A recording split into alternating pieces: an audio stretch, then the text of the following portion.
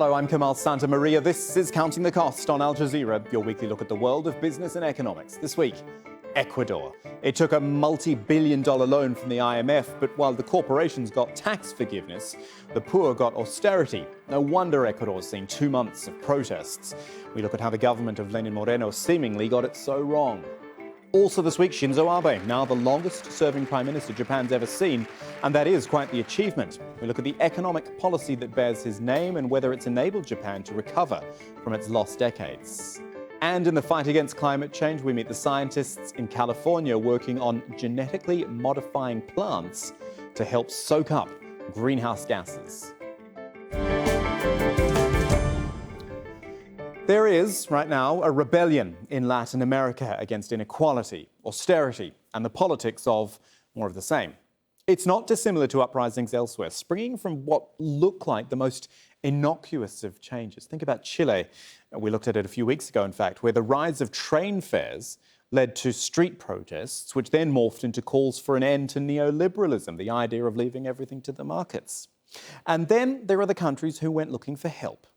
In Argentina, a sitting president was voted out of power in a protest over austerity measures imposed by the International Monetary Fund. It was a condition of a $57 billion bailout. And in Ecuador, it was the IMF's involvement which forced the president and cabinet to escape the capital, Quito. Now, Ecuador is a fascinating case.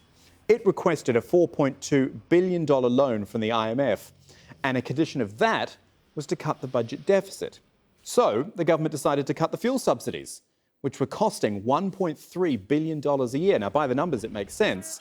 But when you cut subsidies, people generally don't like it, and protests forced the government to walk back the proposal.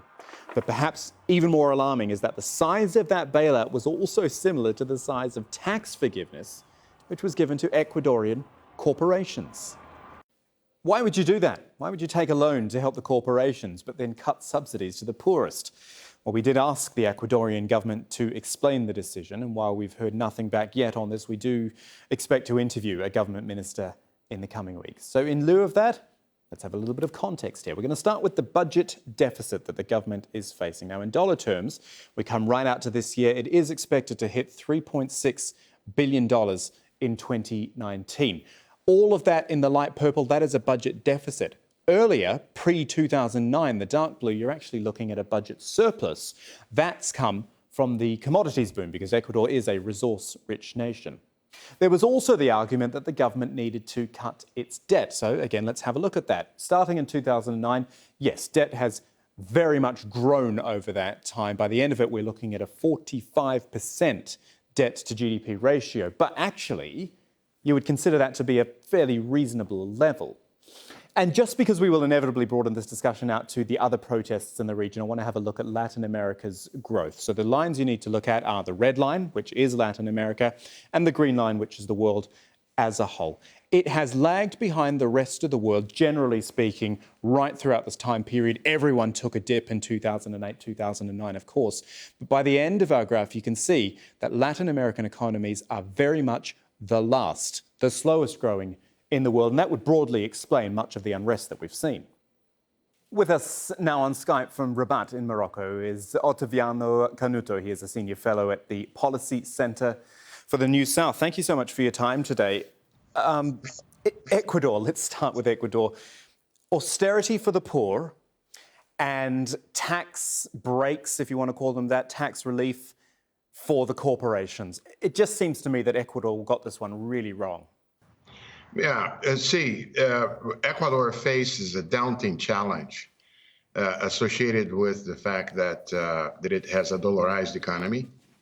So whenever it has to adjust, it doesn't have the exchange rate changes as a means to do that. So it's all mostly fiscal. And then it becomes a matter of defining who gets the burden of the fiscal adjustment. I understand that I follow this closely. I live in Washington, and I have worked in the past in the World Bank and the International Monetary Fund. And I know there were some divergence between the views of the IMF and the government of Ecuador with respect to how to do that fiscal adjustment, the option on scrapping fuel subsidies had differentiated impacts on the social structure. And that's what ended up leading to that reaction and everything that came, that followed. Now, it's a tricky road, the one that the president has to cross, because he has to get some way to boost revenues combined with expenditure cutting, and to do it in a way that minimizes the impact on the lower part of the income pyramid, particularly the part that is associated with indigenous people and so on. And he has to, sorry to interrupt you, he has to also satisfy the IMF, doesn't he? I'd be interested in your opinion as someone who used to work there. The idea that, yes, the IMF is there to help, but it will always put these demands on there that, well, you've got to cut your budgets, you've got to cut your deficit, and it can almost create more problems. The issue is that Ecuador needs the fiscal adjustment, regardless of the IMF. It would be the same challenge, the same kind of decisions would have to be taken, whether or not the IMF was there. It's simple, and it's a temptation sometimes to use the IMF as a scapegoat, while the problems, the necessity of fiscal adjustment in Ecuador would be there with or without the IMF. It's not the IMF that must receive any blame for that. And in fact, to a large extent, the IMF nowadays, particularly in the case of countries of that size, does not abrogate the rights to say where to make the cuts. But in order for the resource from the IMF to be justified there, the fiscal adjustment has to happen. But where to cut, how to raise revenues, and so on, is mostly a domestic call. Right, and so the domestic call made in Ecuador was fuel subsidies, and absolutely no surprise that people didn't like that. Now, it might have been a necessary thing, and they thought, well, this is where we can trim the fat. But you almost can't be surprised at the reaction there's been. Yes, but on second thought, I know that the preference on the IMF side was on adjusting the value-added taxes. The cutting the fuel subsidies, paradoxically, while in some other countries it might benefit, particularly the poor, because as long as it is accompanied by compensatory social policies. The fact is that the major beneficiaries of fuel subsidies very often are the middle classes who use cars, who benefit from the oil subsidies and so on. But in the case of Ecuador, apparently the burden would be split between the fractions of the population. But I know, for one, that the preference of the IMF, for instance, was on adjusting value-added taxes, not attacking the fuel subsidies.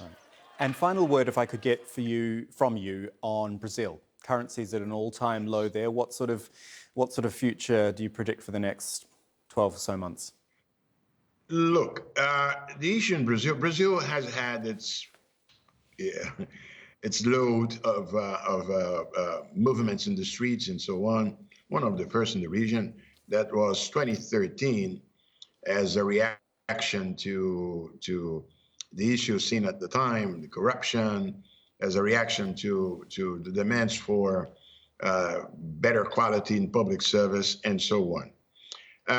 The Brazilian economy has been suffering from what I call a combination of anemic productivity and public sector obesity. This is what lies behind the crisis, the deep recession that happened in 2015, 2016, and why the recovery has been so slow. It's gradually bumping up. We might have in Brazil a growth rate above 2% next year. But at the same time, the unemployment remains very high, And so, to some extent, I don't expect a sort of a street movement similar to the ones that have taken place in Chile or Ecuador or Colombia, Right. or to some extent Argentina before the elections and so on, because to some extent the population is a bit tired of it. It went to the streets in 2013, asked for change. A change has taken place, but the fruits of the new economic policy are still not, let's say, there to ripe. No. But I don't believe there will be any sort of strength in calling people to the street to complain what? Complain about the change, to demand changes. The changes have taken place, but now there's going to be some time before they bear fruits. Yeah. Very similar themes all over the continent, isn't it? Ottaviano Canuto talking Latin America with us. Thank you for your time. Thank you. Now to a milestone for Japan's Prime Minister. On November 20th, Shinzo Abe served his 2,887th day in office, which now makes him the longest-serving Prime Minister in Japanese history. Now, this is significant for two reasons. One, his first term lasted only a year. He quit amid accusations he violated electoral laws. And two, there were 5 other prime ministers between his first and second terms, all of which only lasted about a year each. At the start of that second term in 2012, Abe's namesake economic policy grabbed the attention of economists and policymakers. See, Japan had a problem. After stock market and property crashes in the 1990s, the economy had been struggling with deflation and slowing growth. So Abe promised to combat that with a 3-pronged economic plan known as Abenomics. First, the Bank of Japan had to get involved, using its powers to buy government bonds and stocks. You might have heard of this as quantitative easing. The second step, to increase infrastructure spending. And the third was to make structural changes to the world's 4th largest economy. For the most part, it has been a failure because prices are still low. But questions have also been raised about his over-friendly relationship with President Donald Trump, which did finally deliver a trade deal that avoids a protracted trade war. With us on Skype from Tokyo is Takuji Okubo. He's the Managing Director and Chief Economist at Japan Macro Advisors. Great to have you with us. What's Mr. Abe doing right? Thank you. What's Mr. Abe doing right, do you think? He has been in power longer than any other Japanese prime minister. Is it that he is genuinely a good, strong prime minister, or is it more that he's a bit lucky and there aren't any real alternatives at the moment? Well, I would say both.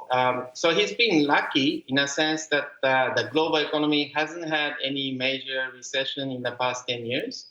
So that has been a very favorable environment for Japanese economy to prosper.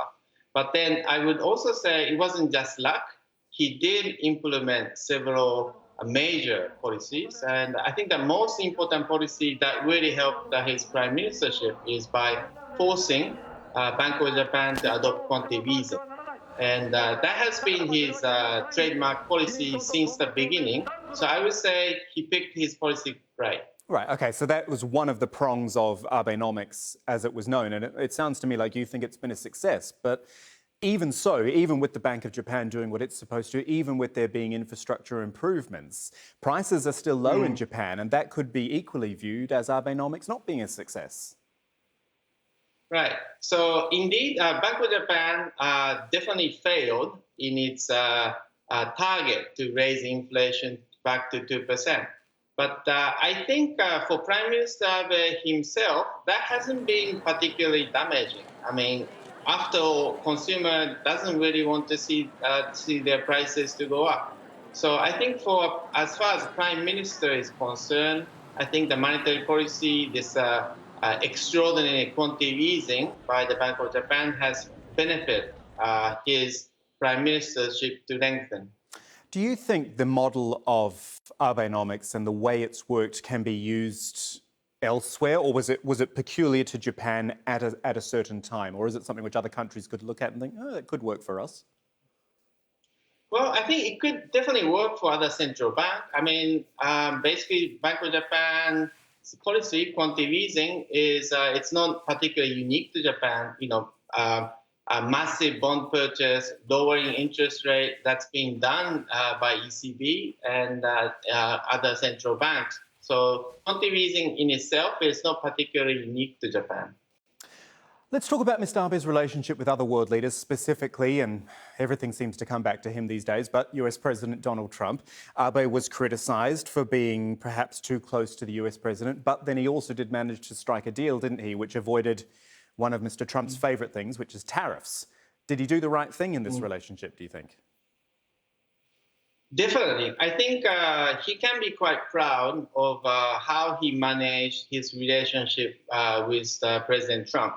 I think he was very pragmatic in ignoring some controversy, like being, President Trump being somewhat of a racist, sexist. I think Prime Minister Abe himself didn't have much problem with that, whereas European leaders tended to have big problem with it. So I think Prime Minister has been very pragmatic in his approach to President Trump. So is this all enough to keep him in power, do you think? I think there is a term limit, but as I also pointed out earlier, there have been 5 prime ministers in between his 2 terms. They each only served 1 year. This is a real anomaly to have a Japanese leader so strong for so long. Indeed. So I do believe this has actually given a stability and consistency to Japanese policy. So I think there's nothing wrong with having one prime minister rule Japan for a long time. But having said that, he has already extended the term limit from 2 term to 3 term already. So I do not think he will try this again. After all, Japan still remains a democratic country, and I don't think Prime Minister Abe harbor any ambition to become a dictator in Japan. What else will he need to do, though, in his future years as leader? Because he can't just carry on the same idea of Abenomics. It was a very specific thing which he brought in. And there are bigger structural issues, arguably, in Japan to deal with long-term unemployment and ageing populations and debt to GDP ratios, things which will need to be addressed. Right. So I would say after the quantitative easing, so there are some policies which merits a term structure. For example, like last year, Prime Minister Abe passed, immigration law. So Japan hasn't been accepting immigration per se, but he has now that with the law he passed last year. I think Japan is more embracing to the idea of foreign-born people coming to Japan, work in Japan, and maybe perhaps become Japanese. So I think he has actually, so it wasn't just longevity and the quantitative easing Prime Minister has accomplished. Takuji Yokubo joining us from Tokyo, talking about Shinzo Abe. Thank you so much. Thank you. OK, let's talk climate change. Now, the general consensus is that to save our planet from overheating, we need to cut our fossil fuel consumption and our carbon emissions, right? But what do we do with the emissions that already exist and will inevitably continue to be created? Well, some scientists in California are working on, wait for this, genetically modifying plants so that they soak up greenhouse gases more effectively. Sounds like a plan, doesn't it? Rob Reynolds went to find out more. For planet Earth and for Dr. Joanne Chori, it's a race against time. Chori is a multiple award-winning plant biologist at the Salk Institute in California. She's also been battling Parkinson's disease for more than a decade. Her bold idea is to genetically modify existing crop plants to reduce the planet-warming chemical carbon dioxide. We knew that plants really were good at sucking up CO2 from the air, right? They've had 450 million years or more of, evolution. And that makes the plant really efficient. So plants can get that CO2 out of the atmosphere and they can concentrate it and then they use it during photosynthesis. Think back to your school science lessons. Photosynthesis is the process by which plants convert sunlight, water, and CO2 into stems, leaves, and seeds. Plants expel oxygen as a byproduct. But while forests are shrinking globally, farmland is expanding, a fact that Corey says can help cut CO2. The beauty of our plant actually comes down to that we're using the food crops. We're giving them another trait that they can sequester this carbon and put it down in the soil. The basic idea behind this science is to genetically modify crop plants like corn, cotton, or soybeans to absorb more atmospheric carbon. The carbon is then stored in the plant's roots and kept underground out of the air.